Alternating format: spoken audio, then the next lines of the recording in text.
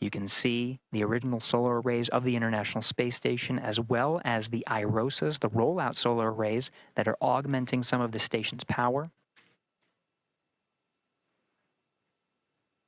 This as part of a process to continue the science done aboard the International Space Station, which is, of course, the mission of the astronauts and cosmonaut aboard Crew-10.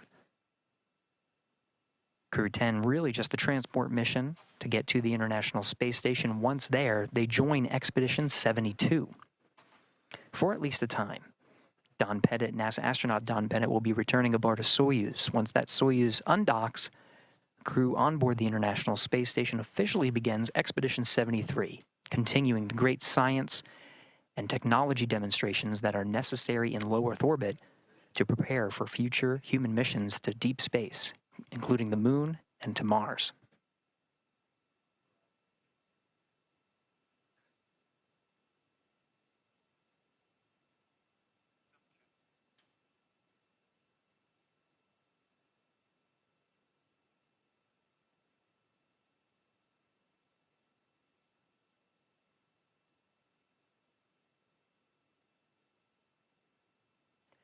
Camera views from inside Dragon Endurance showing displays that show some of the trajectory that is necessary to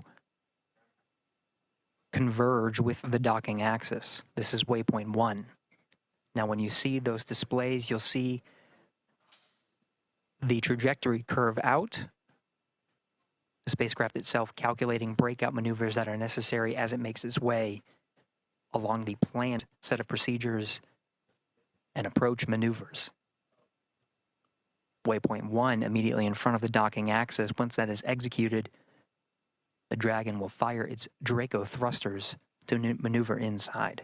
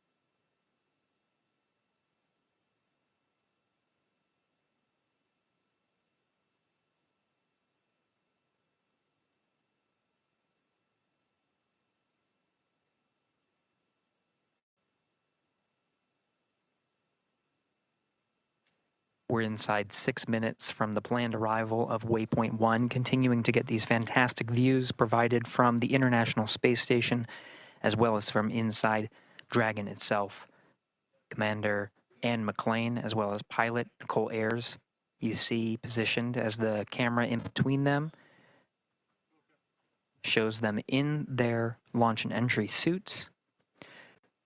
We did hear before that they are allowed to bring up their visors through these set of procedures. Those suits are donned prior to joint operations, and they'll close their visors as part of the next dynamic phase, which will be the docking, which just as an added safety measure.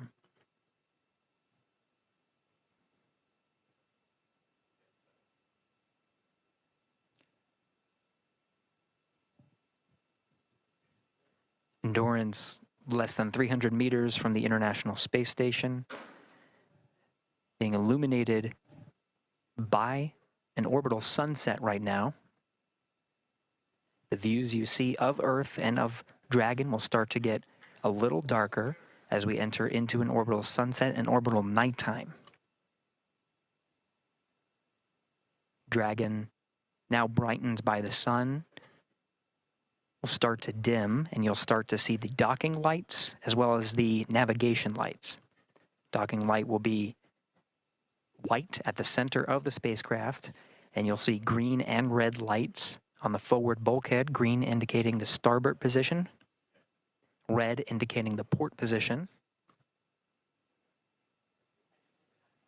The International Space Station cameras sometimes view from an upside down position, as you can see from this view, as the Earth is on the top left of your screen.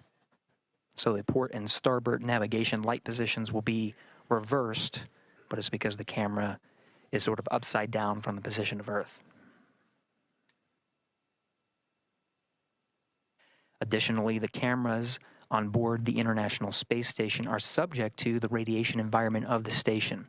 Now, the station itself does receive a certain amount of radiation, but also a certain amount of protection from the Earth's atmosphere. As we are in low Earth orbit, 250 miles from the Earth is not terribly far. There's still a decent amount of protection, but there is a higher radiation environment. When we enter into an orbital nighttime, some of the cameras, you'll start to see some pixels, different colors on the camera. As we enter into an orbital nighttime, those pixels and different colors become a little bit more apparent. Those are from the radiation environment, the radiation damaging the pixels inside the cameras themselves.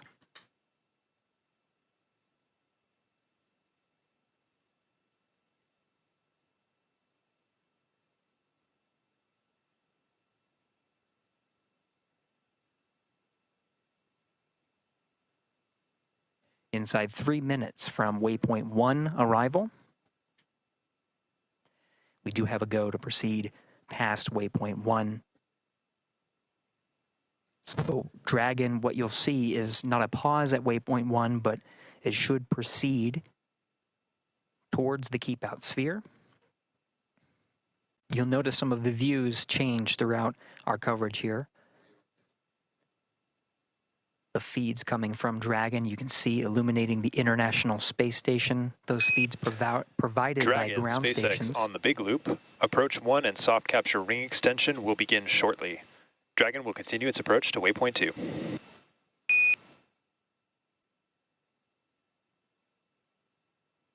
SpaceX, Dragon, copy all.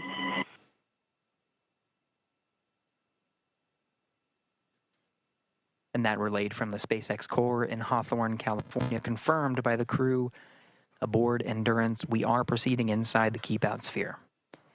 You are seeing the docking light begin to blink at the center of Dragon Endurance. Features of Dragon becoming a little bit more apparent. The nose cone fully open, exposing the docking ring and the forward bulk of the Dracos. You did hear that Dragon will extend the soft docking ring mechanism. This allows for a cushioned contact as Dragon makes its way toward the International Docking Adapter. Docking comes in several phases, which includes contact and a soft capture, which is initiated by the docking ring. That docking ring is retracted to pull Dragon in closer to the International Space Station, and then begin a sequence to hard dock Dragon to the International Space Station. There are 12 hooks that are driven to really latch Dragon to the International Space Station. They're deployed in 2 sets of 6. And those will be confirmed by the crew. Once all of the hooks are driven, there is also an umbilical that extends and connects to an interface on the International Space Station side to provide power and data transfer between the 2 vehicles. Dragon right now operating on battery power and solar power that's generated from the trunk. Once Dragon attaches to the International Space Station, it'll be receiving power from the International Space Station through the duration of its stay aboard. We did hear confirmation that Dragon is passing waypoint 1. So we're now moving inside the docking axis and towards the keep out sphere.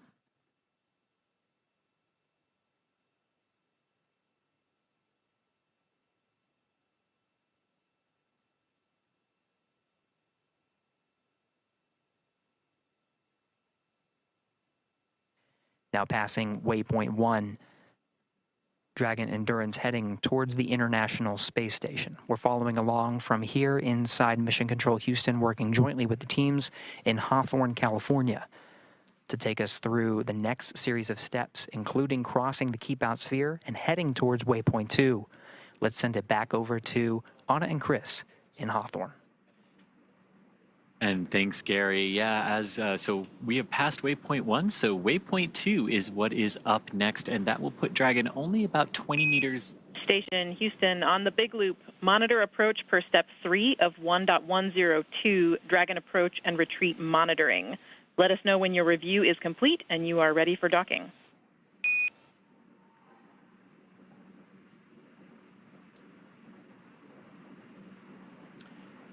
You heard that. Station copies on the Big Loop step 3, and I can confirm that review is complete and we're ready for docking.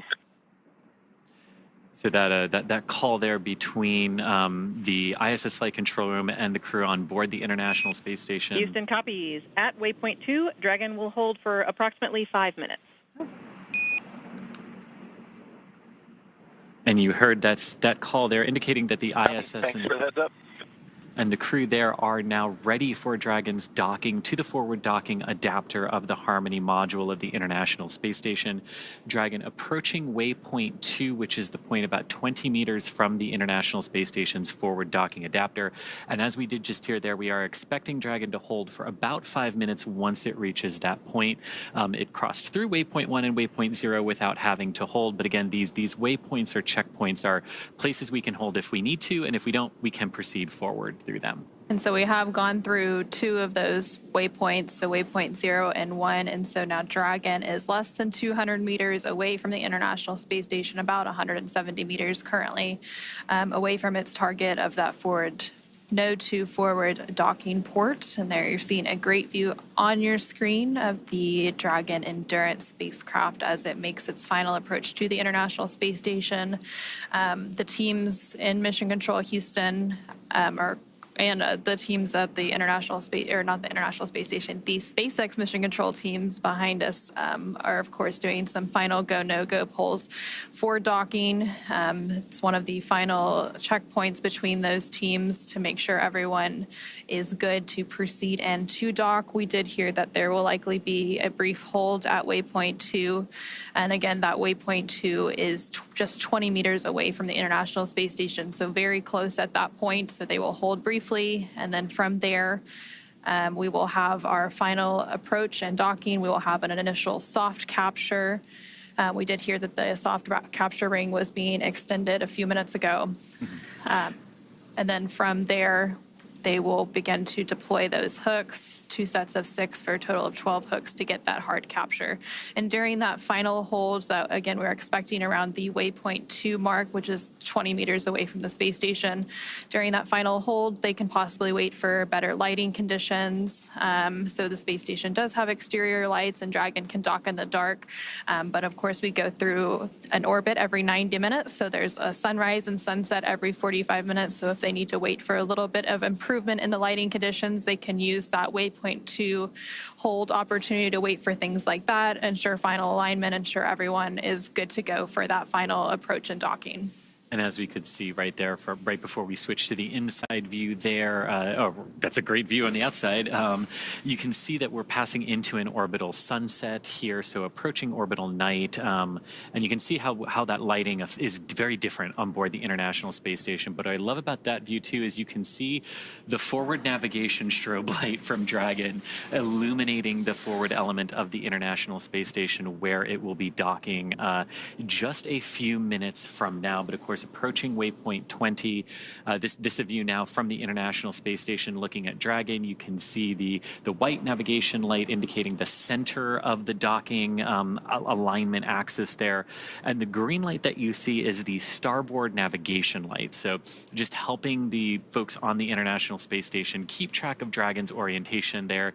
And the red one that just came into view is for the port side orientation. And I really love this too as we get into orbital night as we're approaching the space station, because we're probably going to see Dragon's Draco thrusters pulsing, and that's always a sight to behold in orbital night. And so Dragon and the International Space Station. Top capture ring extension complete.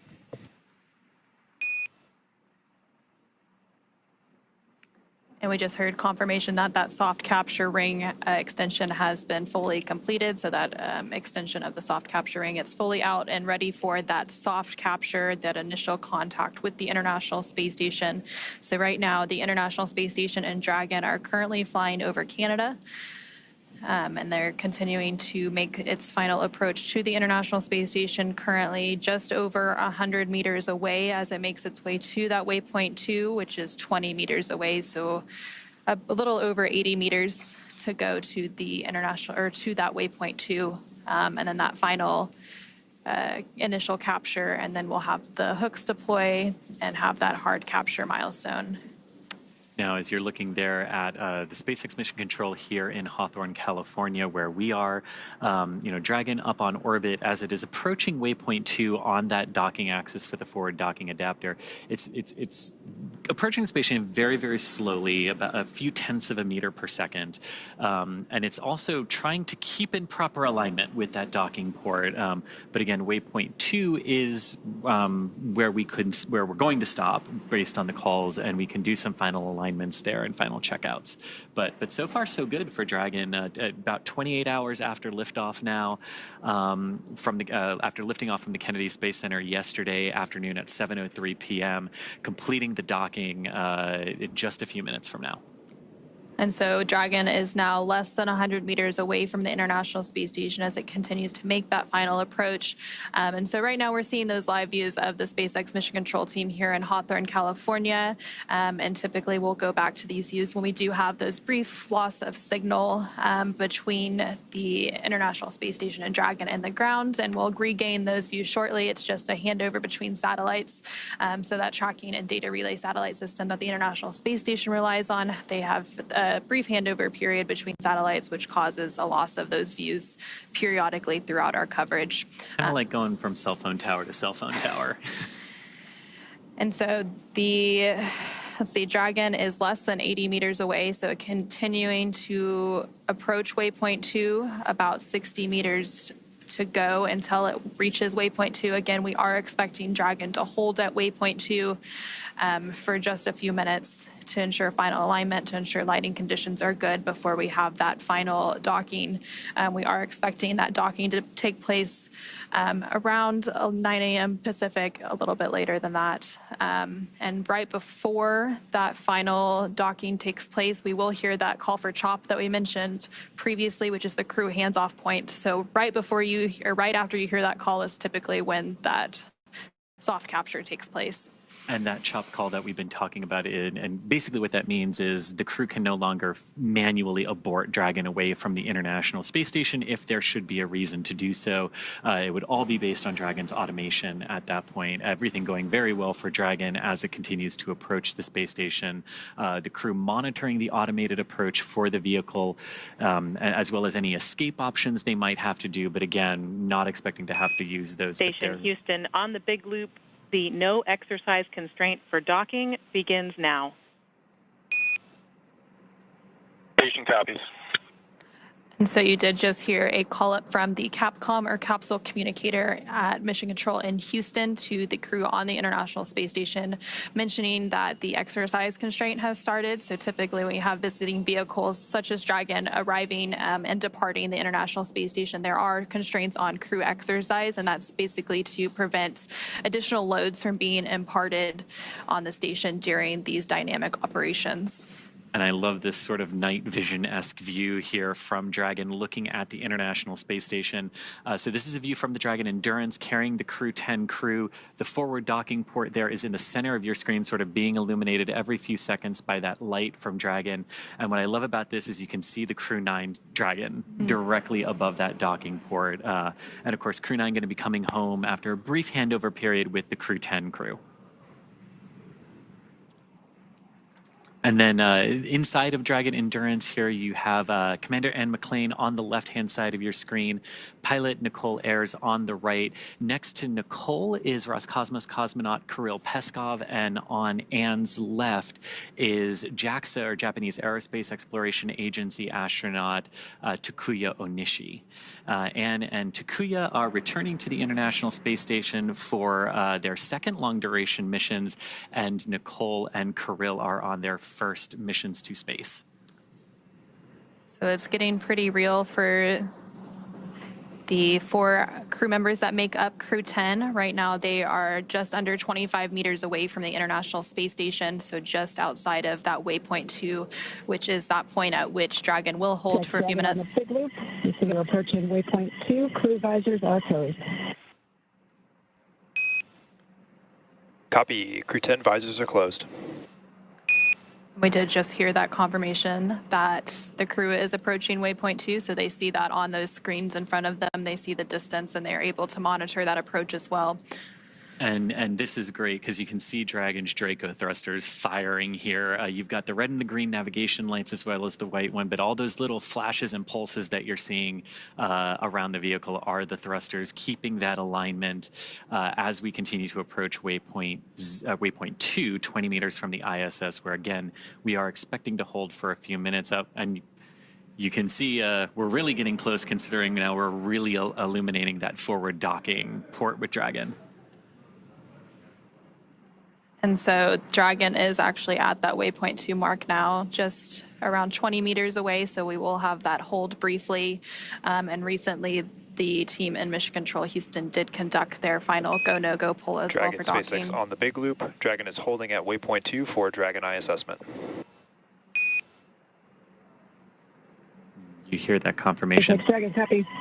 And you hear that confirmation that Dragon is holding. Now you're on the left-hand side of your screen as you're looking from the ISS's camera out at Dragon. Even though we've said Dragon is holding, you're still going to see some of those thruster pulses because holding in space is not like just stopping your car that holds the same position. And Dragon SpaceX on the big loop. Ground is bold to go and will be enabling approach shortly. Confirm crew readiness for final approach.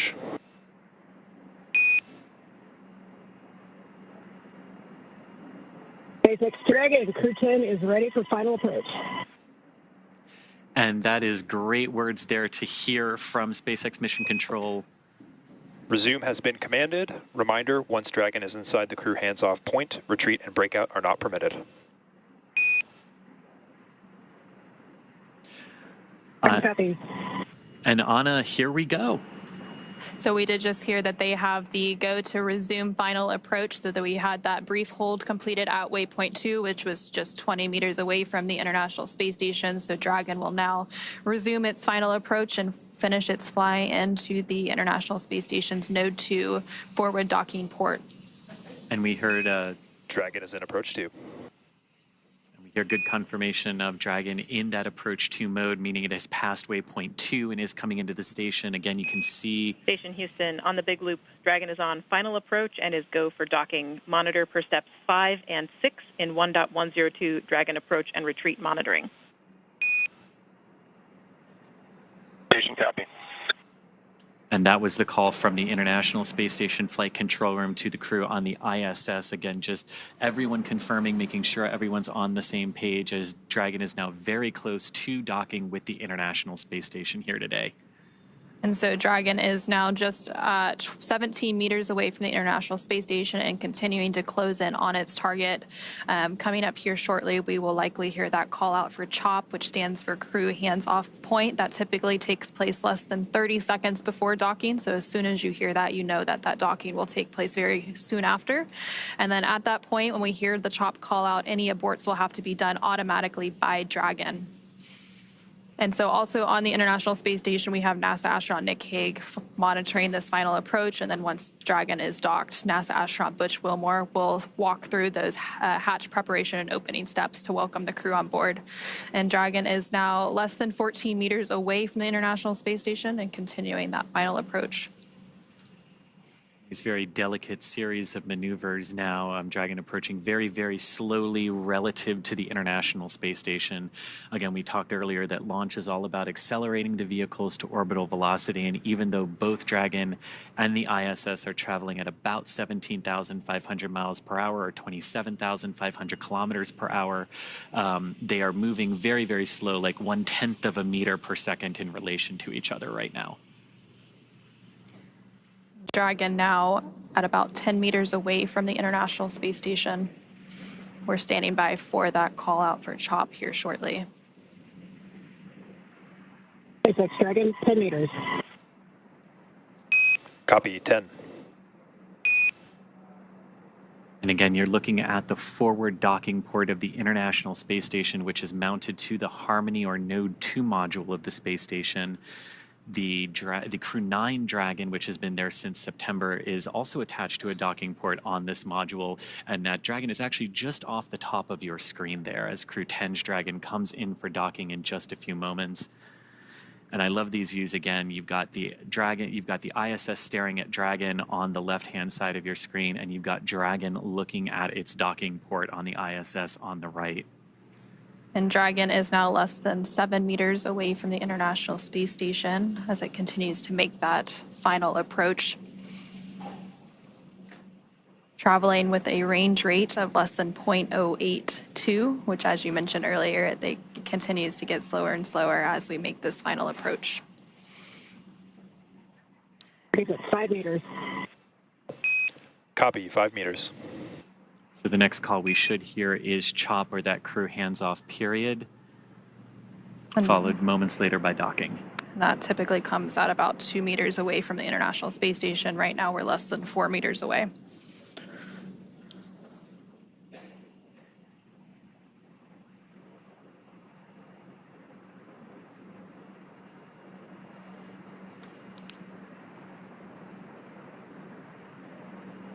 Less than 3 meters away.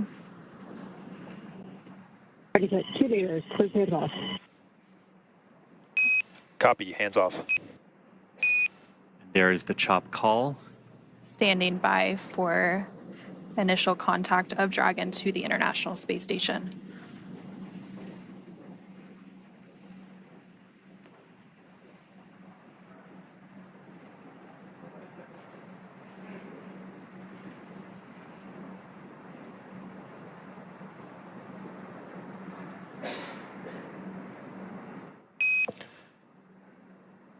Dragon contact and soft capture complete. And there you heard Dragon has successfully docked to the International Space Station. We have contact and soft capture confirmed. Soft capture meaning that the initial soft capture ring around Dragon has physically connected with the International Docking Adapter. And this is just the first part of the overall docking sequence, Anna. And so we did have that contact confirmed at 9:04 p.m. Pacific, 11:04 p.m. Central, while both Dragon and the International Space Station were flying 260 stat sheet miles. Capture ring retraction in progress. Flying 260 stat sheet miles over the Atlantic Ocean, and we did just hear confirmation that that soft capture ring is now beginning to retract. So they're beginning those steps to firmly attach Dragon to the International Space Station so that we can have what is known as a hard capture. And again, as we mentioned earlier, like all the timings of these events are a little nebulous and they can change around by a couple of minutes here. So while we were expecting completion of we're expecting the completion of soft capture ring retraction, which we heard was already underway in just a few minutes. That will be followed by the start of the hard capture sequence, which is a series of 12 hooks that are separated into 2 batches of 6 that drive between Dragon and the International Space Station to really hard connect them together. And then after we have that, we have a whole bunch of other things that sort of come into place at that point once Dragon is securely on the Harmony module of the ISS. Once those soft capture systems retract, the spacecraft will get in closer for the hard capture. And then and that's about a 15-minute process. And so once those hooks are fully driven, so those 2 sets of 6 hooks for a total of 12, then we will see those umbilicals deploy. And again, that helps to hardline the data and power from the International Space Station to Dragon. And then the crew on the International Space Station, as well as Dragon, will get ready for the hatch opening operation. So they will have to pressurize the vestibule. Again, that is that space between the Dragon hatch and the space station hatch that was previously exposed to the vacuum of space prior to this docking. Again, we had that docking initial capture at 9:04 p.m. Pacific. So they will work to pressurize that space, perform a series of leak checks, and then once everything is good and they get the go-ahead, they will open those hatches. Again, there's the hatch on Dragon that has to be open, as well as the station hatch, to then bring the Crew-10 onto the International Space Station, and there you're actually getting a live view from the International Space Station looking at the station hatch that will have to be opened before you can get to the Dragon hatch and bring the crew on board. And they will be welcomed by the Expedition 72 crew, and they will have a brief welcoming ceremony, and then they will go into a safety briefing and get up to speed and adjust to life on station, again completing that handover period with the Crew-9 crew before Crew-9 returns home. And then they get to work, because as exciting as the last 28 hours have been from launch until docking, this is just the beginning of a multi-month mission for Crew-10. They're joining the Expedition 72 crew, which has been ongoing for the last few months aboard the International Space Station. And about a month from now, when a Soyuz crew rotation from Russia completes, that will actually mark the start of Expedition 73, which our Crew-10 crew will be joining. And of course, there are about 200 science experiments that the crew will be performing over the course of their multi-month mission up there. And I can't wait to see it and everything that they're going to be able to do up there. So they will be contributing to about 200 different experiments and technology demonstrations from human research. They're doing some flammability studies. Ring retraction complete. Docking sequence is holding for MCS reconfiguration. And we did just hear confirmation that the soft capture ring has been fully retracted. So again, that soft capture that happened with the initial contact about 4 minutes ago at 9:04 p.m. Pacific, 11:04 p.m. Central, as the International Space Station and Dragon were flying over the Atlantic Ocean. They are going to hold that docking's hard capture sequence a little bit to make some final configurations. We do expect that full hard capture process to take about 15 minutes, so we have about 10 or so more minutes to go there. The next step in that process will be to begin to deploy those hooks. Again, there are 12 total hooks that have to fully engage and really bring Dragon in for a nice hard seal to the International Space Station's forward docking port. And sort of like a lot of things with spaceflight, docking is not just a singular instantaneous event when the two vehicles actually meet and connect with one another. There's the soft capture, which we're through with Dragon right now.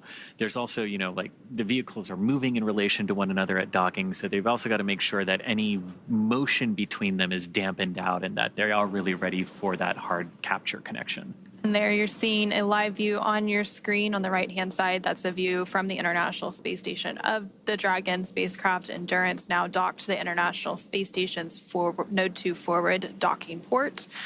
And again, that docking took place at 9:04 p.m. following an approximately 28-hour journey. Station Houston, on the big loop, MCS configured, proceeding with hook driving.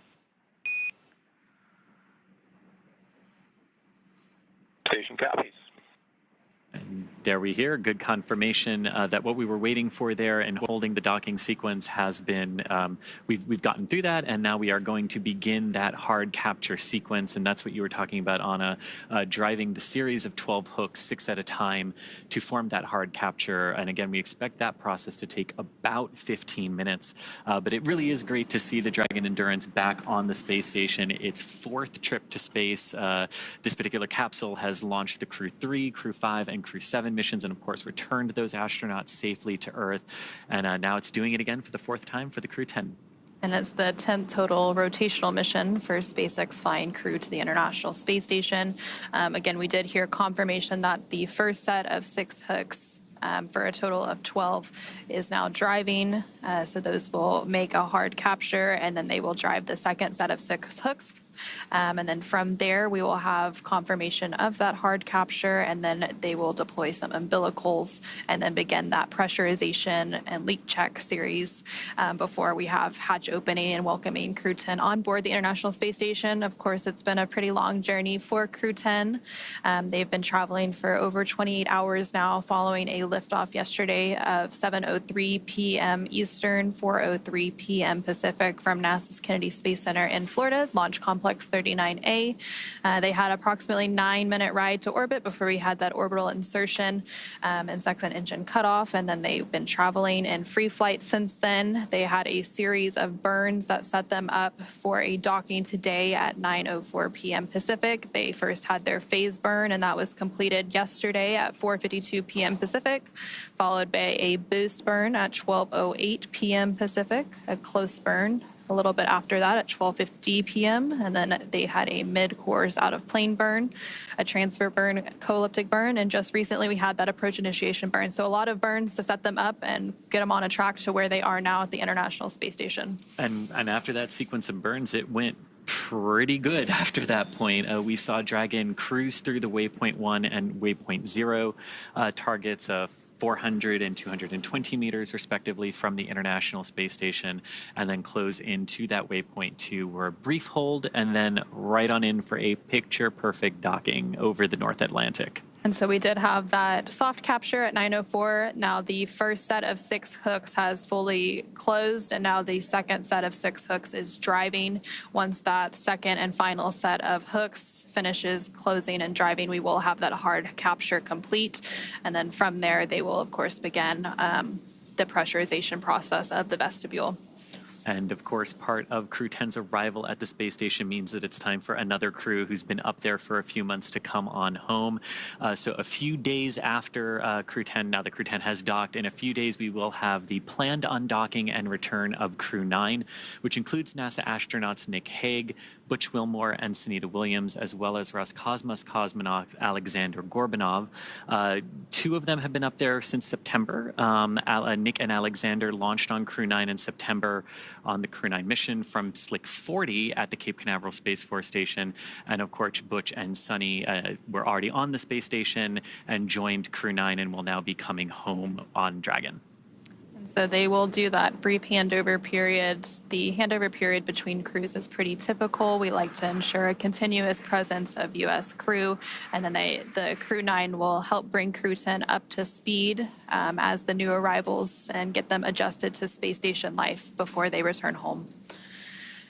And so that second set of 6 hooks continues to drive. We had that initial docking about 10 minutes ago at 9:04 p.m. Pacific, and typically it takes about 15 minutes to have hard capture complete, so we should be approaching that milestone here shortly.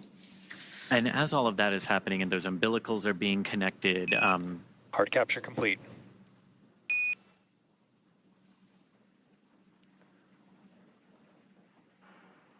And there we heard confirmation that we do have hard capture, so all 12 hooks have finished driving. And then from there, the umbilicals will start to deploy, and that again brings that hardline data and power from the International Space Station to Dragon. And then the pressurization of the vestibule will begin. And again, NASA astronaut Butch Wilmore on the International Space Station side is on tap to be to help with those hatch opening operations today. Again, we are expecting hatch opening about an hour and a half or so after or from now, and then from there will be a welcoming combined with the farewell remarks of Crew-10 since that handover is pretty short. And then from there they will adjust to station life. There will be a safety briefing, and then they'll get right into it as Expedition 72 members for the next month before they become Expedition 73. And and you can see that's Sunny Williams there in front of the hatch on the International Space Station side. So we did hear confirmation of hard capture is complete. The docking sequence still proceeding, though, with Dragon. You mentioned those umbilicals that are now being driven between the vehicles to establish good power and data connections between the International Space Station and Dragon. Now, we've talked a little bit about what the folks on the ISS side are doing here, getting those hatches ready. And inside Dragon, they're continuing to monitor the docking sequence as it progresses, and then they'll also be able to get out of their suits as well that they have been in for the last couple of hours as Dragon has approached the International Space Station. So as Dragon crew gets out of their suits, of course, as we mentioned previously, NASA's astronaut Butch Wilmore is going to start those hatch opening operations.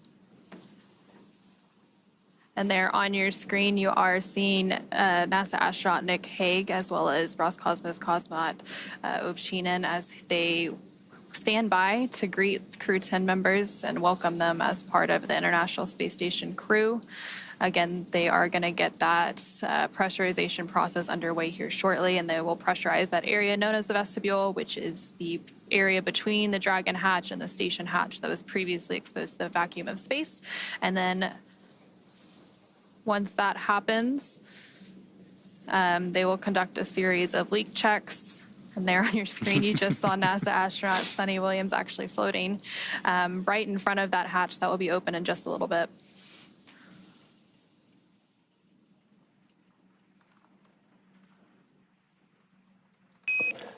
Dragon, SpaceX on the big loop. Docking sequence complete. Ground will be enabling hardline power and comm connections shortly. You are go to doff suits per procedure 4.012. Crew-10, welcome aboard the International Space Station.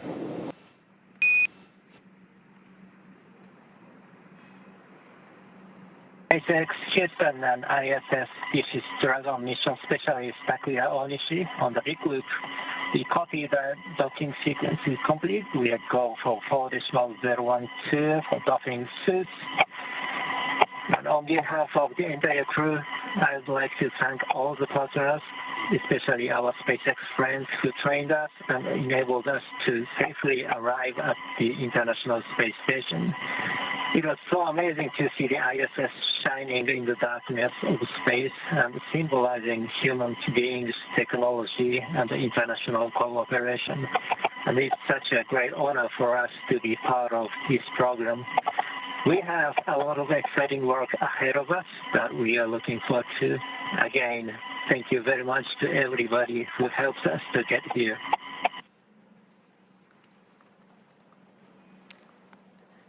And there you just heard some really nice words between Crew-10 as they have now arrived at the International Space Station. We do have that confirmation of hard capture complete. Again, those words were coming from JAXA, or Japan Aerospace Exploration Agency astronaut Takuya Onishi, who is serving as one of the mission specialists for Crew-10. And so now with Dragon successfully and safely docked. And Houston copies all. Welcome to the International Space Station, Crew-10. We look forward to your work and the spirit of cooperation with which you've arrived.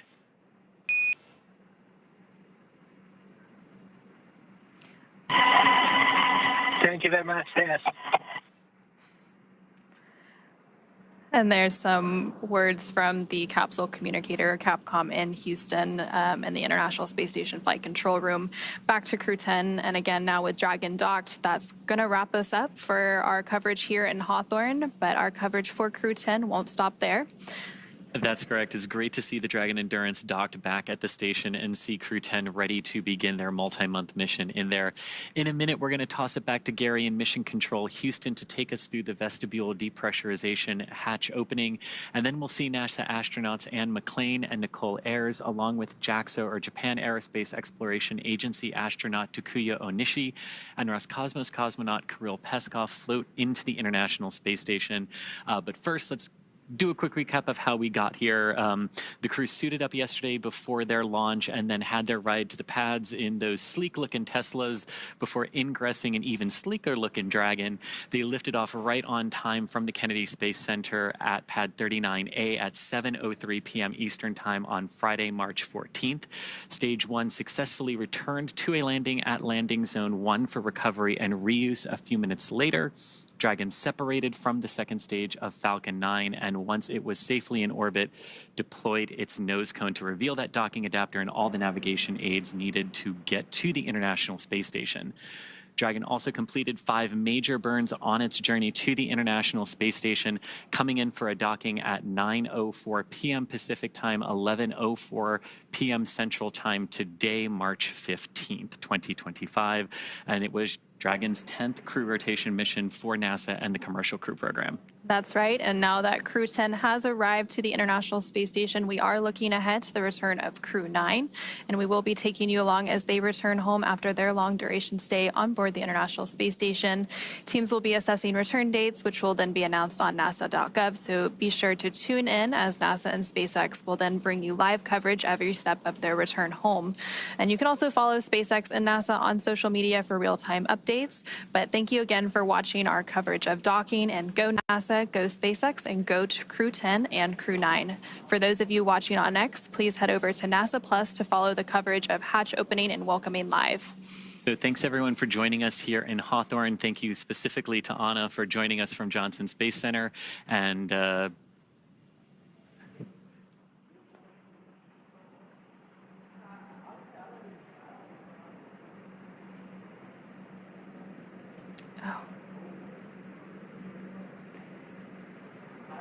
And thank you everyone again for tuning in. We'll now go ahead and pass it over to NASA's Gary Jordan at the Johnson Space Center in Houston, who will continue sharing the mission of hatch opening and welcoming as the crew prepares to board their home for the next few months, the International Space Station. Thank you so much.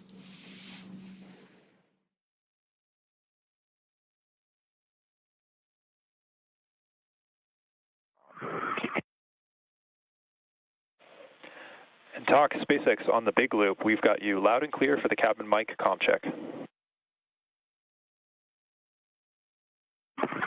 Okay, we have you loud and clear.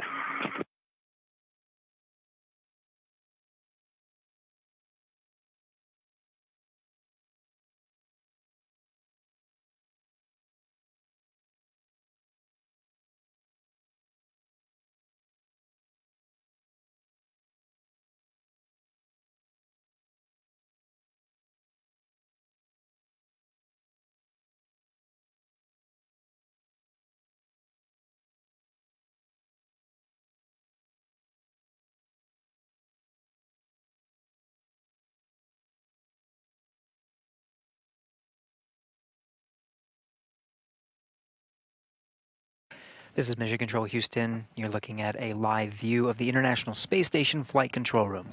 Thanks to Anna and Chris over in SpaceX Mission Control in Hawthorne, California. We just wrapped up our joint coverage of Crew-10's arrival to the International Space Station, docking at 11:04 p.m. Central Time, 9:04 p.m. Pacific. The International Space Station and Dragon were flying 260 statute miles over the Atlantic Ocean at the time of docking. Now that the docking sequence is complete, which means the ring is fully retracted, hooks are driven, and the umbilical is extended, draw power from the International Space Station, and transfer data, crew inside Dragon is getting prepared for the next set of procedures to configure Dragon in such a way for its extended stay aboard the International Space Station, while the crew aboard the International Space Station prepares for opening up the hatches on the other side. Now, the hatch opening sequence is quite extensive. We're expecting the Dragon hatch to be opened a little less than an hour and a half from now. The projected time is 12:45 a.m. Central Time on March 16th. However, this is a variable time. It is the expected time that the Dragon hatch will open. Shortly after, we are planning a welcome ceremony as well as a farewell ceremony, given a shorter duration handover period for the crew aboard the International Space Station before Crew-9 undocks. We will say hello to the Crew-10 astronauts and cosmonaut aboard the International Space Station, welcomed by Expedition 72, while Crew-9 says farewell ahead of their next few days of getting their SpaceX Dragon spacecraft configured for undock and return to splash down off the coast of Florida. Right now you're looking at Dragon Endurance docked to the forward port of the International Space Station. Crew-9 Dragon docked to the zenith port.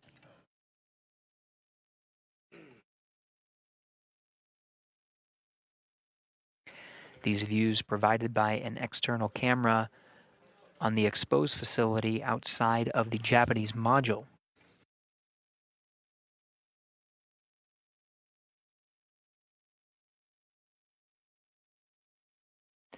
Right now we are in an orbital sunrise, so we are seeing Dragon being illuminated by the sun as we cross the terminator line.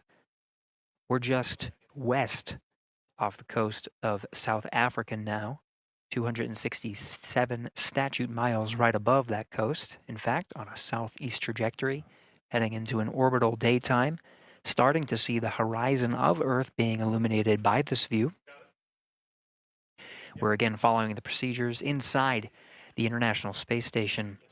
We've been hearing the voice of NASA astronaut Nick Hague, whose responsibility for the past few hours has been the monitoring task of Crew-10's arrival to the International Space Station, receiving data via a common communications for visiting vehicles link between the International Space Station and Dragon, providing telemetry and allowing Hague to monitor Dragon's safe approach, docking again at 11:04 p.m. Central Time.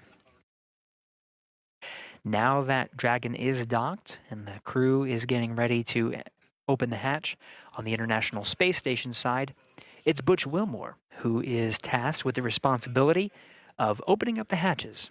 In fact, he's in the Node 2 module right now. The Node 2 forward hatch is open.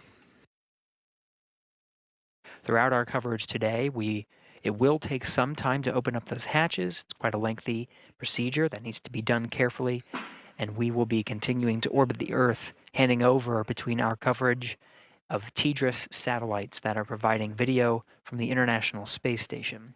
We're now in a short handover period and expecting to regain those views very shortly. But for now, you're seeing the International Space Station flight control teams here in Houston, Texas. It's Allison Bollinger, that is the flight director for today. Dragon on Dragon to ground. On Dragon to ground.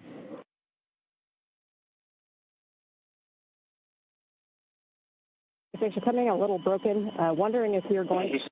And Houston on 2, you copy my last. Negative, Butch. We got you in a handover. The urine hose for the procedure. Negative, Butch. Okay, sorry. Stabilization valve, APAS was open at 0426, closed at 042730. You beat us to it. We were going to give you that call when you were drying your suits, but in section 5 of 4.400, we're going to have you guys waive every step but the last one. How copy? If your last call cut out, say again for urine hose. And repeating my last, but for that call in section 5 of 4.400, we are not going to have you perform any steps except for the last one. How copy?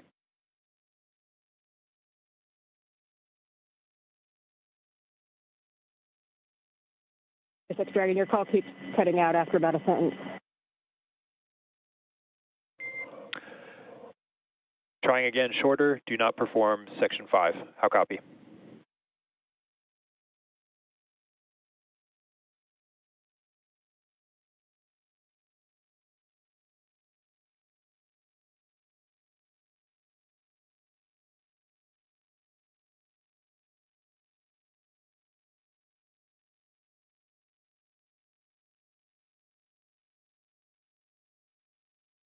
Dragon on Dragon to ground.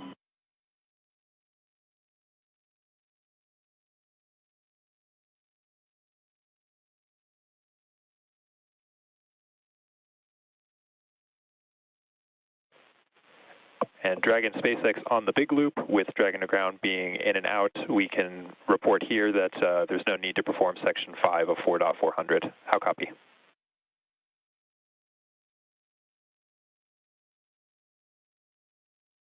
SpaceX Dragon, copy on the big loop. We can skip section 5 of 4.400.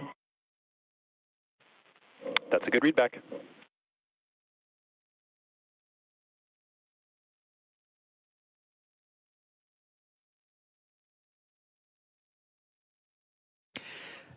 This is Mission Control Houston following along through the procedures. Crew-10 working through the steps inside Dragon Endurance, a view from which you are seeing the outside of the spacecraft from a camera mounted on the exposed facility of the Japanese module.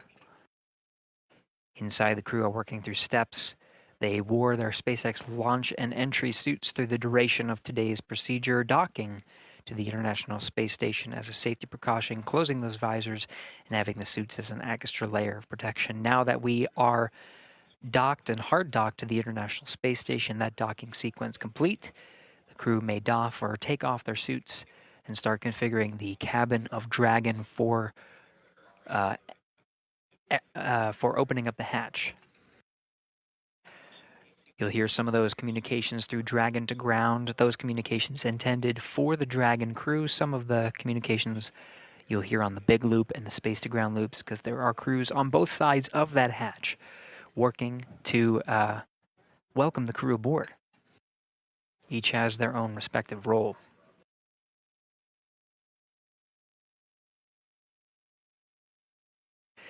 Again, while the Endurance crew works to doff their suits and configure the Dragon cabin, International Space Station flight engineers working to open up the hatches and welcome the crew aboard.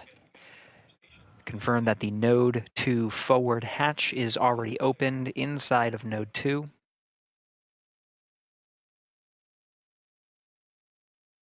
Next will be the APAS hatch.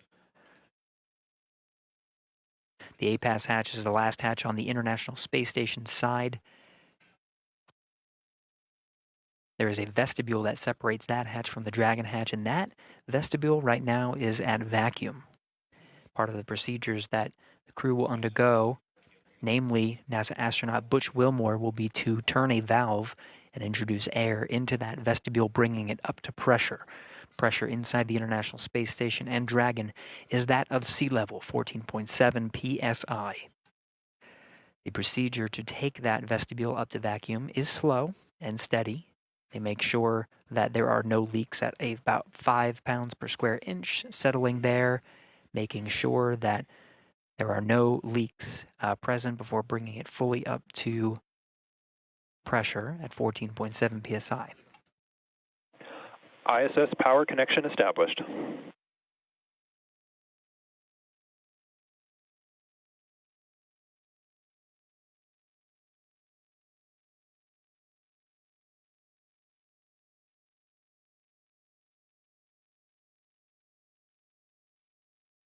Part of the docking sequence is to extend an umbilical from Dragon to the International Space Station.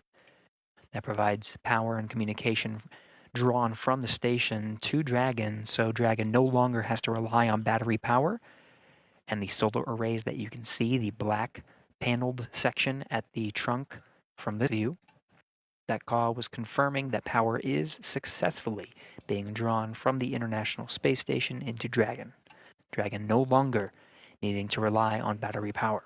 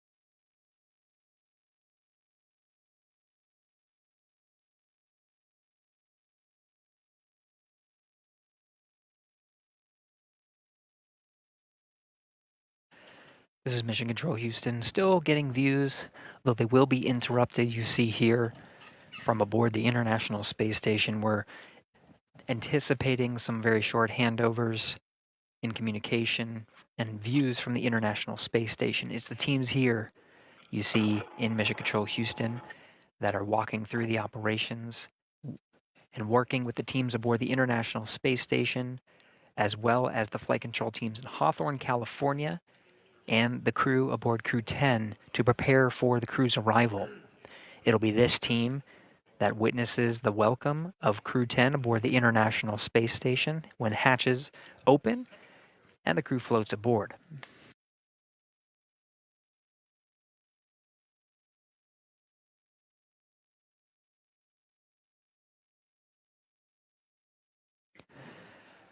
Right now we're expecting hatches to open at approximately 12:45 a.m. Central Time. This is an estimated time based on the docking time from this evening. Again, that was 11:04 p.m. So based on the procedures that the team has ahead of them, this is the estimated hatch opening time. We will remain on air and continue our coverage of the hatch opening procedures and welcome ceremony aboard the International Space Station. As a reminder, when we do the welcome ceremony, it will be a unique event in that it will be both a welcome for Crew-10 and the 4 astronauts and cosmonaut aboard, and a farewell to Crew-9.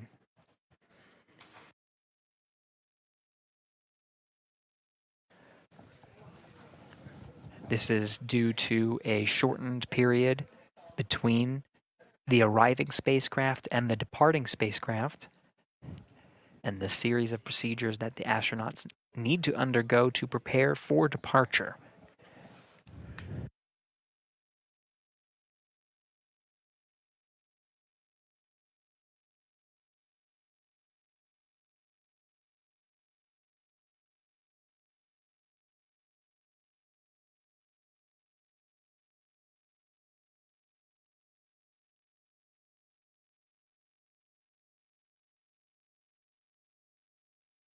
Okay, in Houston, I'm showing 15 minutes.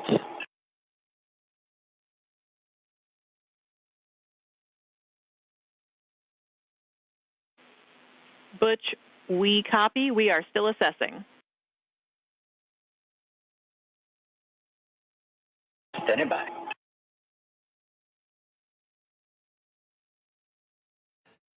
Tess Caswell is the Capcom here in the room today. In the blue blazer, Allison Bollinger.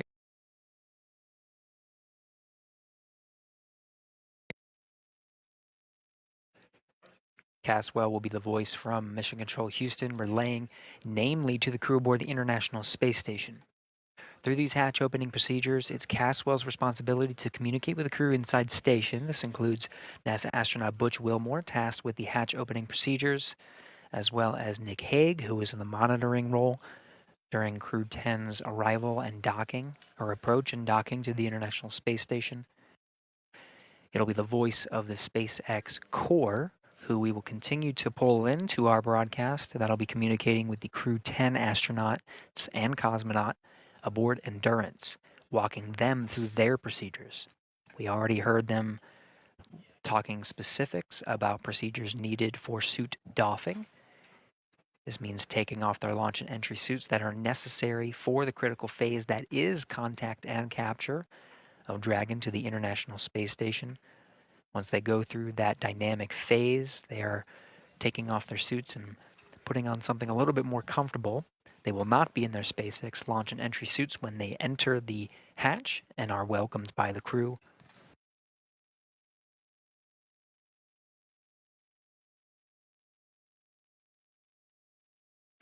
Caswell will be the voice here in Mission Control Houston that walks the crew through the welcome ceremony. Again, that will be the formal greeting.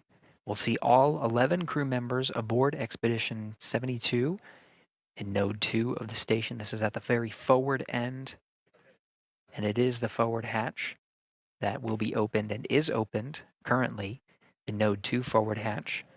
And and where Dragon Endurance is currently docked, the forward end of the space station. It is the teams here that are walking the astronauts through the procedures to open up those hatches. Views are expected to be regained from space momentarily. It is Butch Wilmore who is tasked with the responsibility of the hatch opening procedures. You can see the Node 2 forward hatch. Now that we have views again, the white circle deeper into the hatch, and that pathway down there behind the hatch is called the pressurized mating adapter. It's that white hatch right there that is the A-pass hatch. Station Houston on the big loop for Butch. Expect approximately 10 more minutes before we're ready to press. Copy, 10 minutes.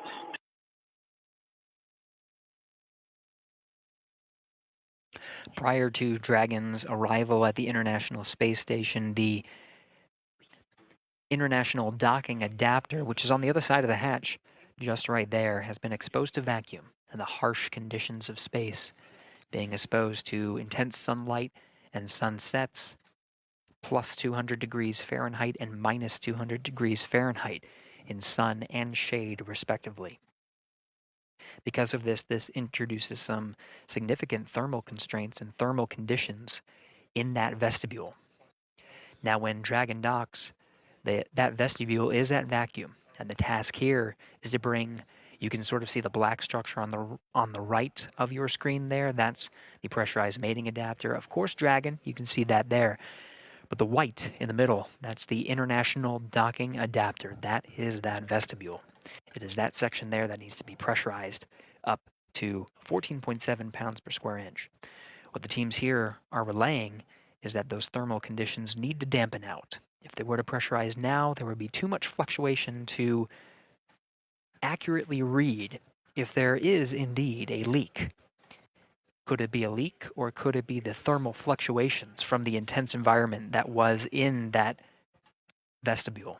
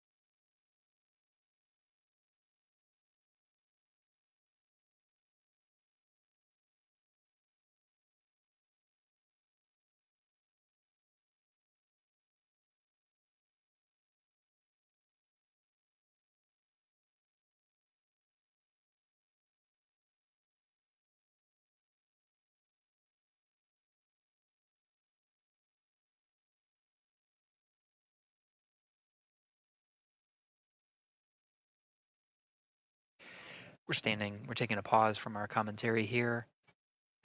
Flight Director Allison Bollinger is addressing the teams for some of the upcoming procedures for today. We're just listening in.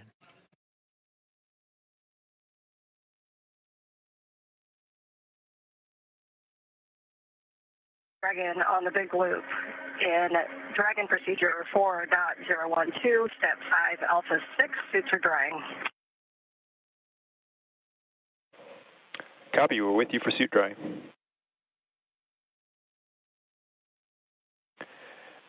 Dragon, at this time, you have a go for sections 1 through 3 of 4.400. Sections 1 through 3 of 4.400. Good read back.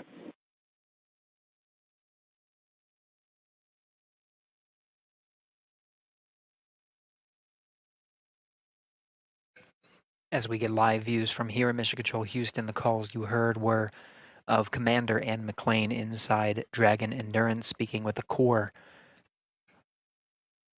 the equivalent Capcom role over at Mission Control, the SpaceX's Mission Control over in Hawthorne, California. You heard that they completed their suit doffing and are now drying their suits, setting them aside, going through the next steps of procedures. Meanwhile, inside the International Space Station, the crew is preparing, the Expedition 72 crew is preparing for Crew-10's arrival. An excited NASA astronaut Sonny Williams, with camera in tow, getting ready to welcome the crew.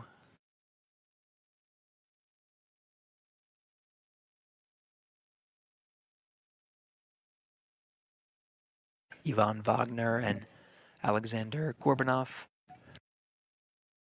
here in view as well. It'll be the entire Expedition 72 that greets Crew-10 as they enter through the hatch.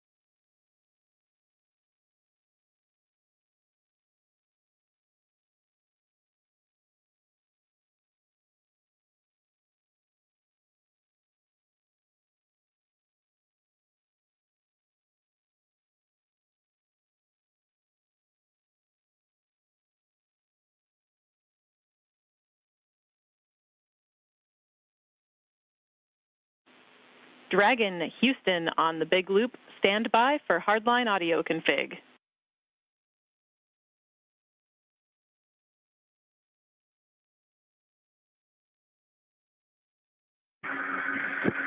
Dragon copy, standing by.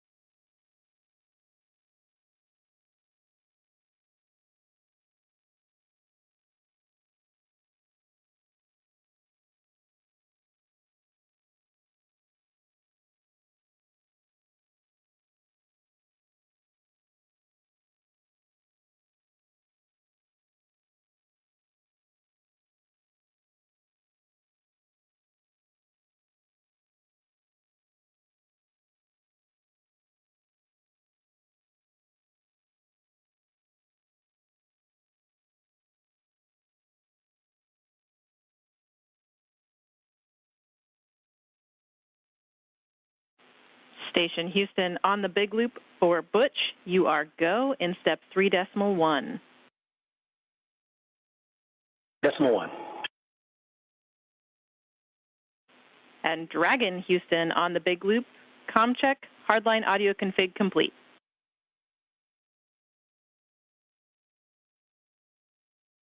And Houston Dragon, I have you loud and clear. How me? Loud and clear, talk.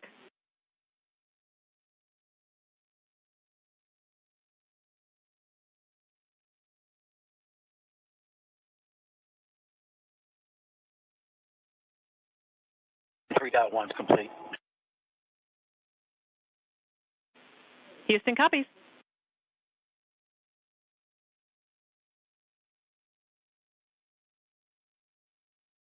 I'll just wait for your go at 3.2. Copy.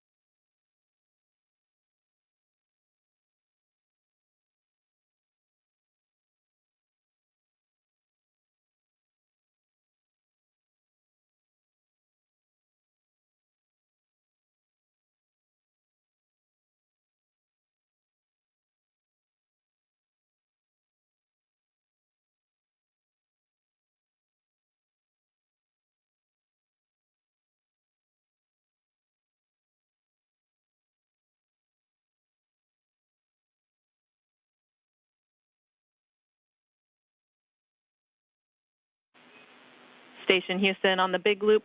Butch, you are go in step 3.2. 3.2.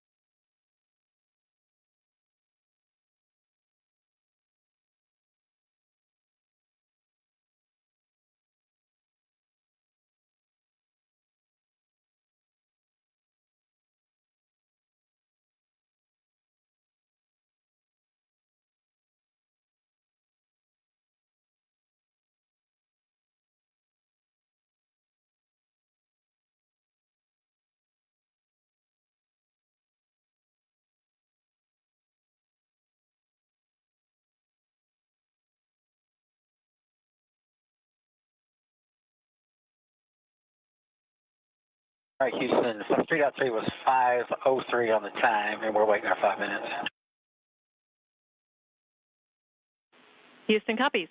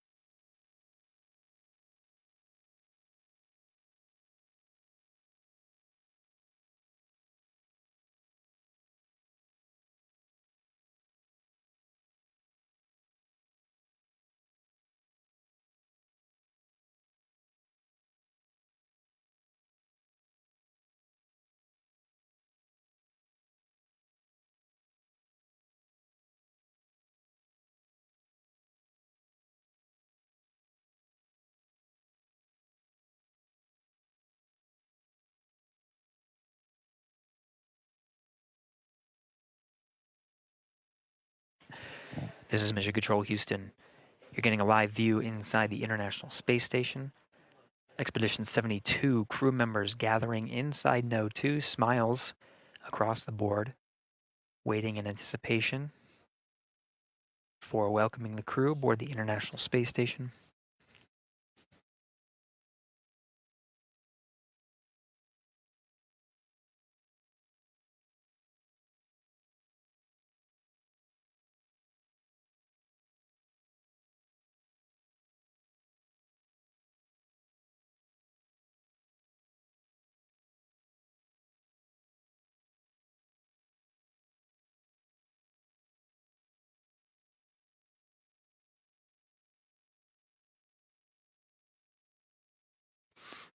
So what the crew is doing right now is, of course, on the timeline really is the welcome of Crew-10 to the International Space Station. Now in the back end there of the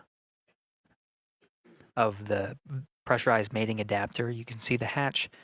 That sort of center of your view. This is where we're going to see Crew-10 being welcomed. The hatch on the far end there is called the A-Pass hatch. This is on the station side.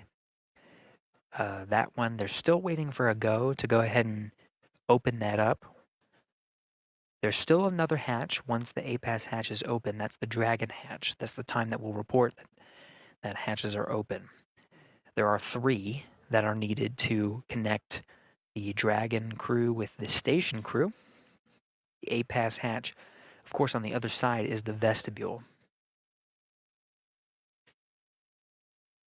Once the vestibule is pressurized from vacuum up to the same pressure that's inside the International Space Station, that's 14.7 psi, we should be expecting NASA astronaut Butch Wilmore, who is the astronaut tasked with hatch opening procedures, to go through. We're still in 5 minutes. We're going to open the hatch.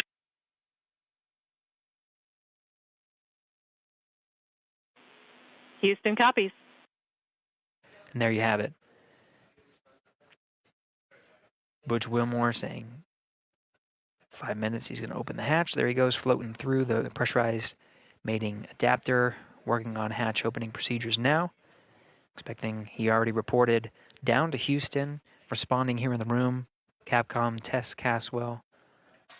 We should expect that to be open in 5 minutes. So the vestibule is pressurized, and that means that it will expose the vestibule and we'll be able to see through the APAS hatch to the Dragon hatch. Now you'll notice it's the Dragon hatch because this hatch, of course, will be opened, but the Dragon hatch has a window at the center of the hatch. We may be able to see small views of the Crew-10 astronauts poking their head through, maybe a couple of waves. Of course, it's pretty crowded now. Some excited Expedition 72 astronauts and cosmonauts awaiting the Crew-10's arrival. Wilmore now working through those procedures now. You can see he's wearing gloves and inspecting the area for any debris. This is a very carefully choreographed set of procedures that he's undergoing right now. Yvonne Wagner and Sonny Williams photographing each other, of course, but the cameras they have in tow, some will be used for engineering purposes to photograph and inspect some areas of the hatchway. These will be sent down to the ground and analyzed by engineers to make sure that everything is good. Part of the standard procedures that are necessary for opening up the hatches.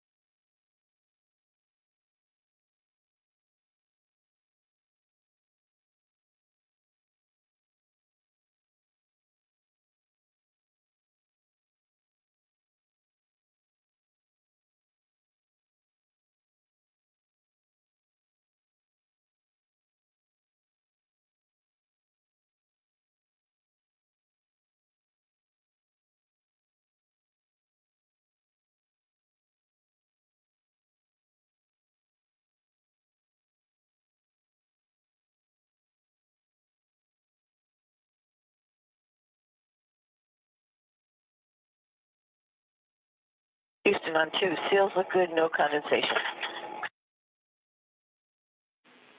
Houston copies.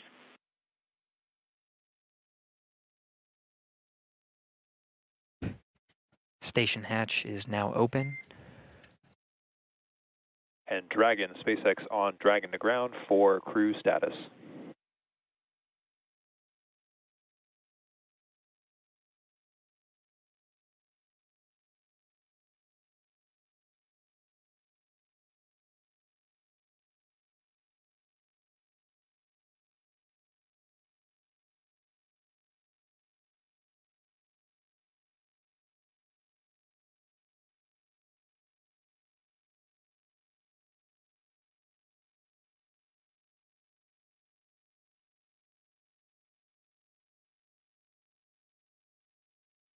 Hey, Mike, it's Vapor on Dragon to ground. Go ahead.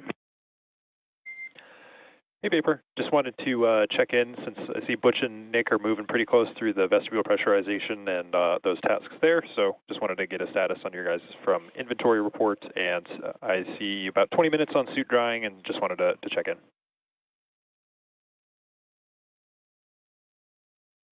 Yep, we're tracking about 20 minutes on suit drying as well. You've got 1.5 of us changed, and then the other 2 are doing the inventory and packing right now, and we'll get you the water and feed inventory soon. Okay, SpaceX copies all.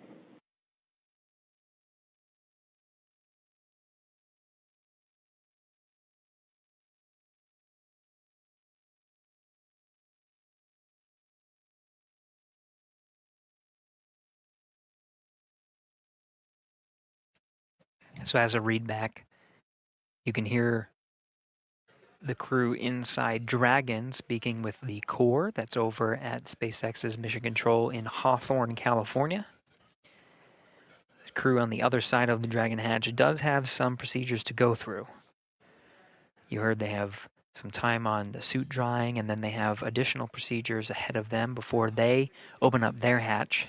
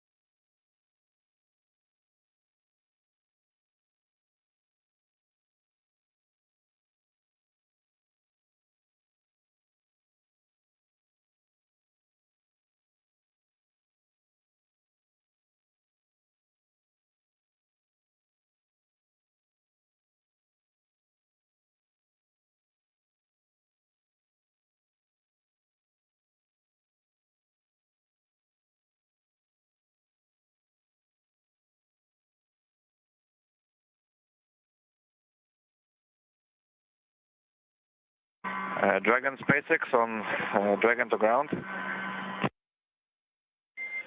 Kirill, I've got you 5x5 on Dragon to ground, and I am ready to copy the inventory report. Yes, all right. That's what I'm calling for. So we had water from station 11 and 12. From 202, we had 5 bottles. Them. For 203, 5 bottles. For back 204, 4 bottles. Okay, I copy bag 202 and 203 were 5 bottles each, and 204 was 4 bottles. Affirm. Now let's go through food consumption. We went through all our supplies for the day 1. So bags 301, 302, 303, 304 are empty. I copy. 301 through 304 are all empty. Affirm.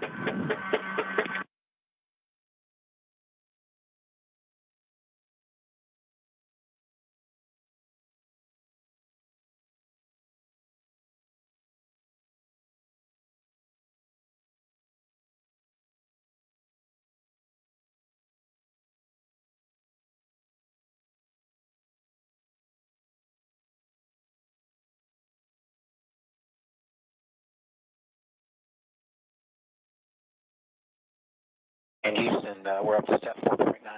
Station's ready for Dragon hatch equalization.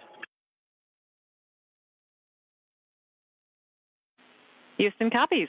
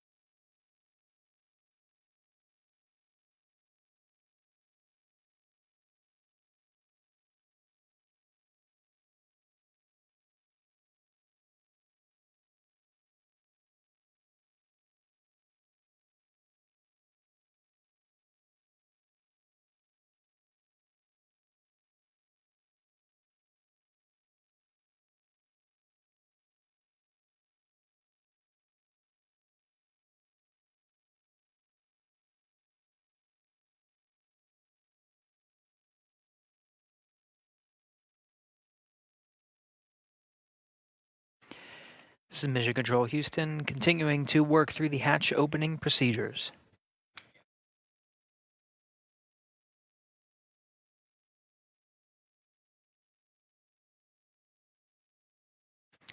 Outside of some of the channels that we patched through, that's part of the big loop communications. You could hear Sonny Williams and Don Pettit use a microphone to set up for the welcome ceremony that will be occurring shortly after Dragon hatch is opened. Once again, the 8-pass hatch is opened. You can see the crew in the back has been configuring the hatch. Once it's opened, they scan the area for any FOD or foreign object debris, and they photograph some of the area. That was some of the flashes you were seeing. Those images are downlinked to teams here on the ground, engineers that analyze and make sure that everything's safe. As precautionary measures, they detach the docking target. That's an extended pole that sticks out from the center of the 8-pass hatch on the other side. That was used as literally the target that we saw as Dragon was approaching the forward hatch. So that was removed. The hatch itself is covered with some fabric.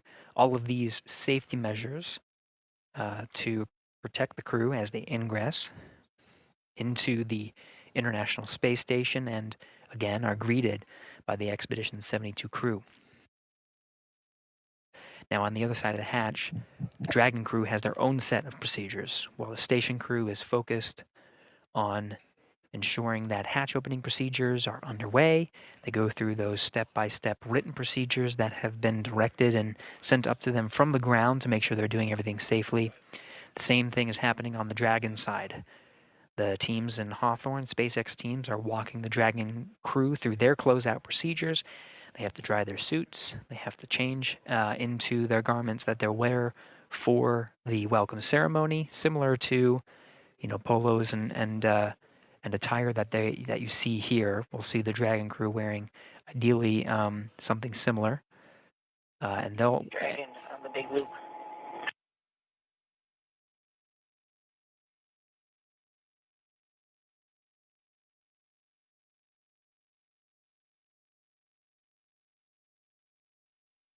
Go ahead for Dragon on the big loop.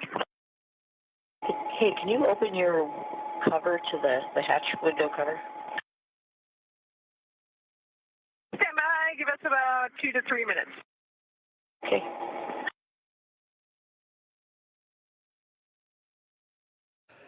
The excitement in the International Space Station is real, Sonny Williams. Over the big loop, again, the big loop configures the audio channels such that the crew inside the station can communicate directly with the crew inside Dragon. At the same time, those audio loops are patched through to control centers here in Houston, as well as the SpaceX Mission Control in Hawthorne, California. Everybody can talk on this loop. Sonny Williams, of course, eager to greet Crew-10 and welcome them aboard. As we mentioned, the SpaceX teams are walking the Dragon crew through their closeout procedures. Again, there's that little window that they can see through.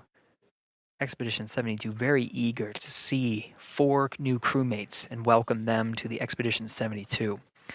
When they enter and start their formal welcome ceremony, we will see all Expedition 72 astronauts and cosmonauts in this view that you're seeing right now. There will be 11 crew members aboard the International Space Station at the same time.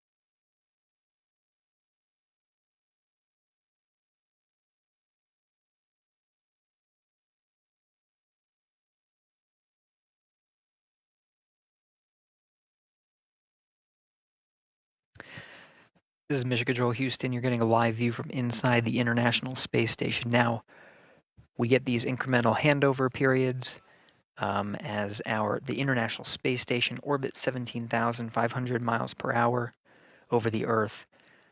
They're communicating with several geosynchronous satellites that are positioned also around the Earth and have to point the antenna in a certain way. So these handovers are anticipated as we hand over from satellite to satellite. Nick Hague and many of the other astronauts, of course, working through, eagerly awaiting to greet the Crew-10 astronauts. You saw the mask that Hague was donning. That is still Hague. He and the other crew members are working through procedures. Though they are quite excited, you can hear the tone of the crew on board. Go ahead on the big loop. Okay, we are complete through section 5 of 4.400 and ready for hatch equalization. And then for 4.012, we're tracking 42 minutes of suit dry time in section 5.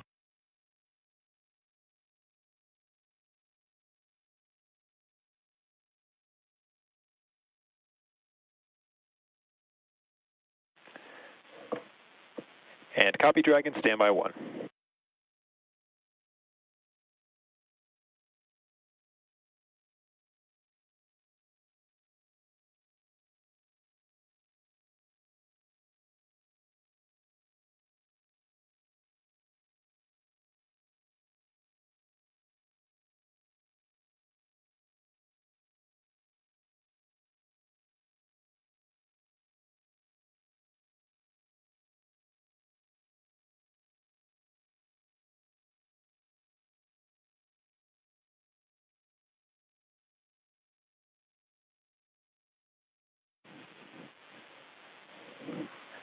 And Dragon SpaceX on the big loop.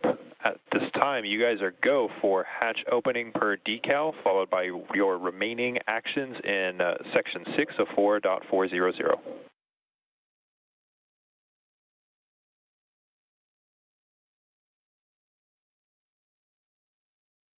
Dragon copies. Go for Dragon forward hatch and then remaining steps in section 6.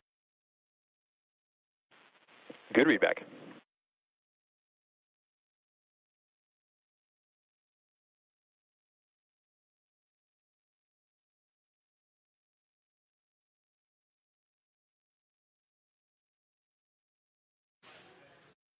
So you heard that call on the big loop. Crew inside Endurance is getting ready to open up that hatch. Of course, the crew Expedition 72 crew has gone through their procedures to safely open up the hatch. You saw a couple of photographs. You see in frame there on the bottom left, Yvonne Wagner doing some closeout photography, as well as a few of the other Expedition 72 crew. Now it's up to the Crew-10 cadre to open up the Dragon hatch. Once that hatch is open, all hatches between the two spacecraft will be open and Crew-10 will be able to float through. Now, oftentimes, there has been a gap in time from when the Dragon hatch is open to when we actually see the crew float through. It will be at the crew's discretion and the timeline that they have with the Hawthorne teams on some of the closeout procedures that are necessary inside the Dragon cabin before they can say yea verily that they can float through and be welcomed, start the ceremony. So we'll just stand by, listen in, see how they're doing, and follow along. We're continuing our nonstop coverage of Crew-10's arrival aboard the International Space Station ahead of a formal welcome ceremony as Crew-10 joins Expedition 72.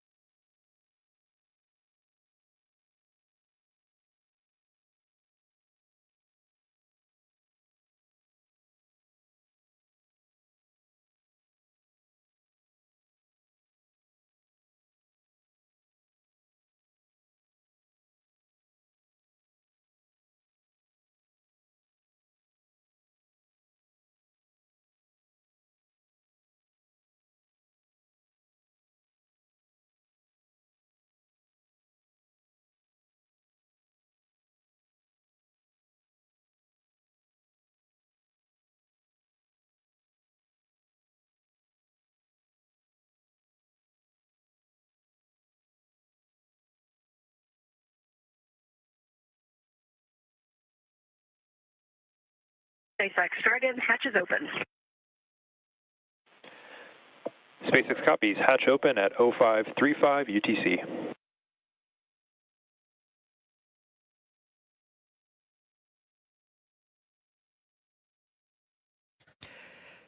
And there it is, confirmation that the Dragon hatch is open.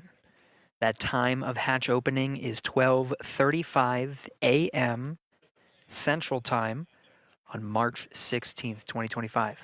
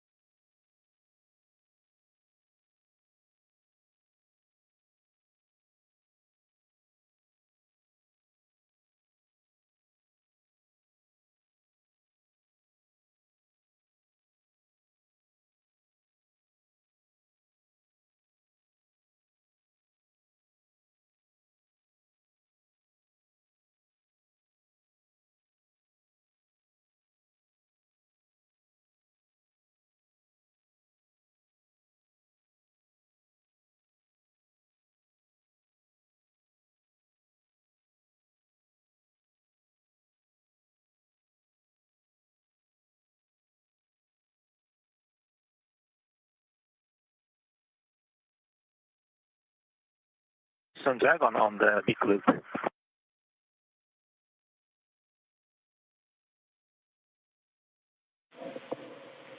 Go ahead, talk.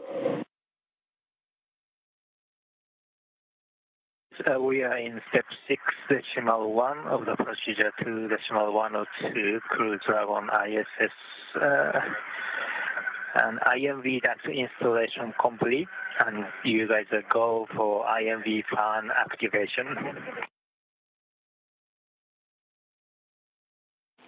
Houston copies.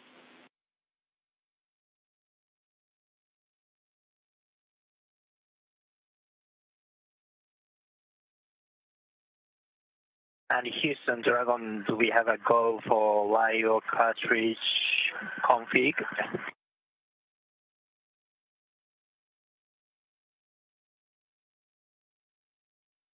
Checking.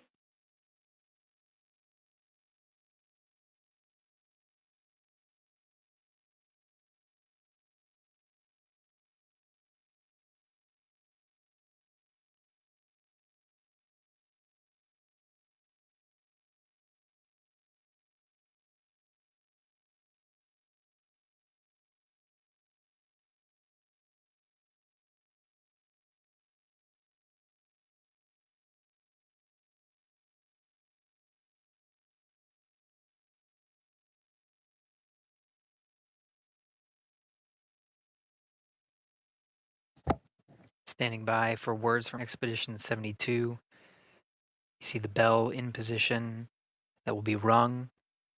Audio will be streamed down of the bell welcoming the crew. More Expedition 72 members come through. Dragon Houston, you are go in step 6.3.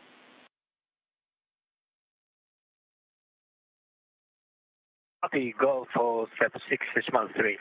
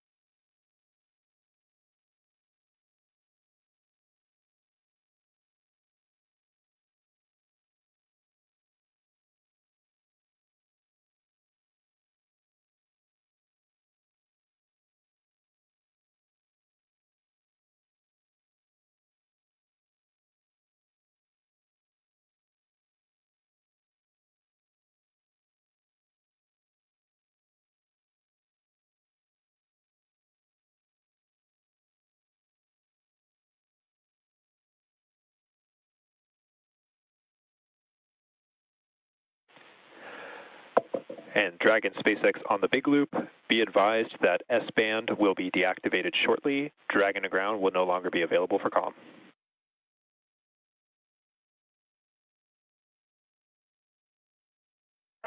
Dragon copy.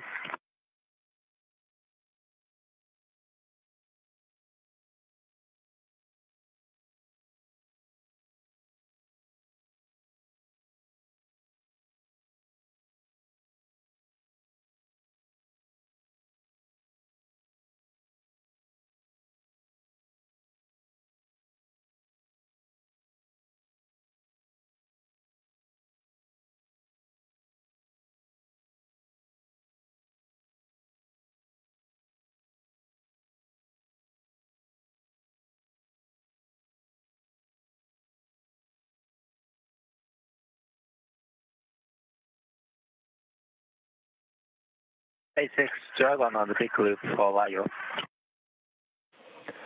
Go ahead for LIO. Hey, the LIO cartridge is sealed and installed. LIO cartridge 1 is now in active slot with the field.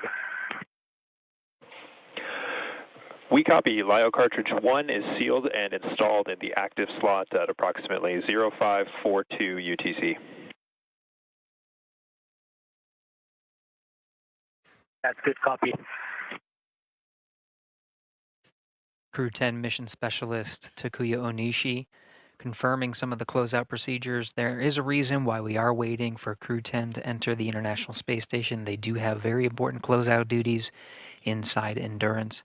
Those lithium hydroxide canisters are consumable carbon dioxide scrubbers inside the cabin of Dragon.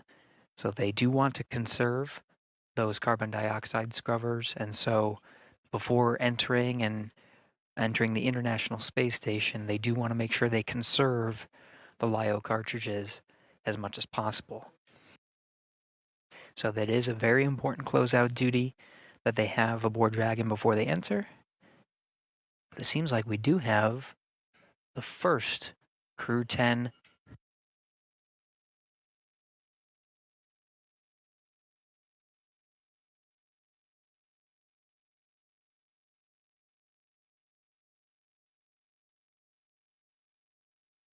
Onishi, the first Crew-10 astronaut through the hatch, followed by Peskov.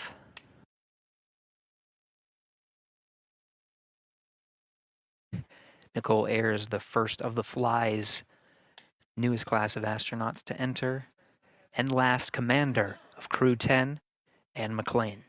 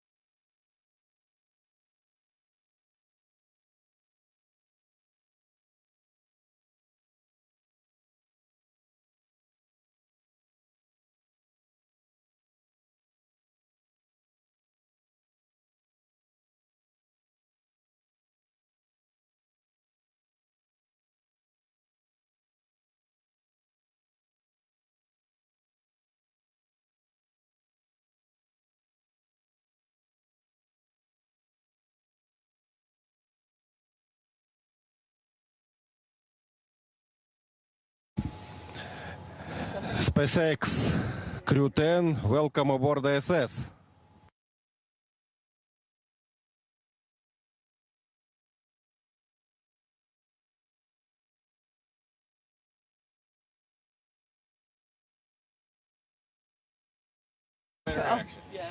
Well, hey, everybody down there on Earth. You're not hot on the mic. I know. Is the receiver? Oh, yeah, we're on. Okay, got it. Okay. All right, They I thought, changed at the last minute. Got it. thought I lost my touch there for a sec. Hey, Crew-10 has had a great journey up here, about 28 hours to get back up to the space station, and I cannot tell you the immense joy of our crew when we looked out the window and we saw the space station for the first time. Returning for a couple of people, very first time for a couple of people. And let me tell you, that is such an amazing journey. You can hardly even put it into words. The ride up on the Falcon 9, orbiting the Earth for the last couple of days, it's been absolutely incredible, and it is something that none of us could do by ourselves. As we've said before, you cannot be great without the greatness of others, and I tell you, the greatness of the ground control teams have really shined through in the last few days getting us up here safely. Thank you very, very much.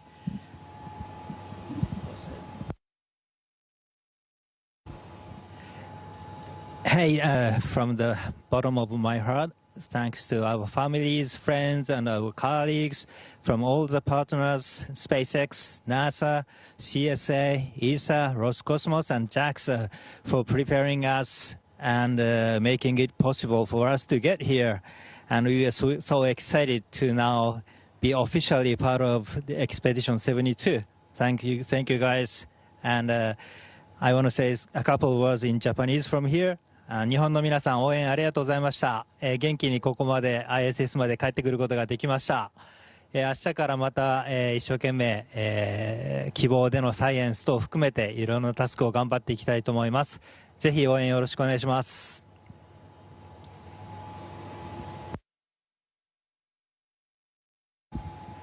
Okay, thank you. Thanks a lot. Thanks a lot one more time to SpaceX and NASA for this wonderful ride. That was really fun. And thanks to all the world's aerospace industry, which works to make the dreams to come true and to take us further and further. That's really wonderful. Thanks to everyone working there. И спасибо, конечно же, отдельно это Роскосмосу и Центру подготовки космонавтов за знания и опыт, которые привели меня сюда. Будем работать славно, работать дружно. Во имя, во благо всего человечества. Передаю микрофон.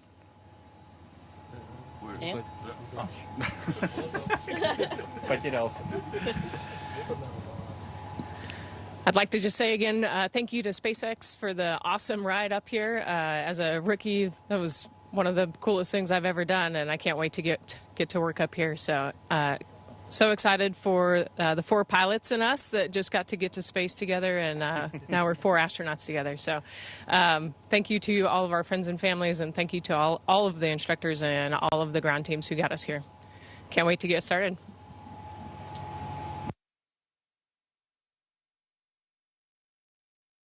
And Houston, thank you for tuning in this early morning. It was a wonderful day. Great to see our friends arrive. So thank you so much.